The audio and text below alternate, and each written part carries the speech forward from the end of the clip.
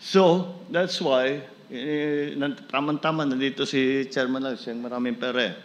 So, lahat naman ng atleta natin, bigyan na natin, basta nag-Olympian. Bigyan natin tigi 1 milyon, di ba?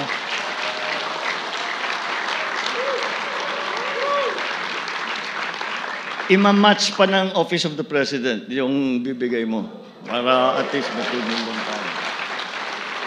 Bukod pa ron, dahil sa ating pangingilala sa mga lahat ng tumulong, the coaching staff, bibigyan din natin ng kalahating milyon para sa kanila.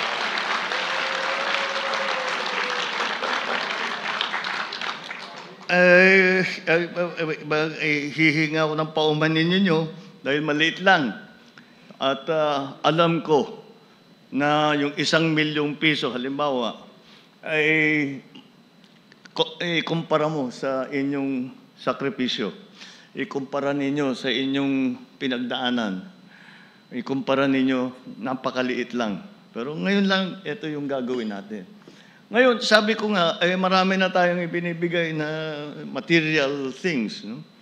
What I would like to now do is to ask our athletes, our coaches, all our sports organizations.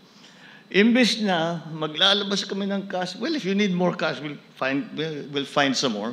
But I think more importantly, I want to be part of the development of sports in the Philippines.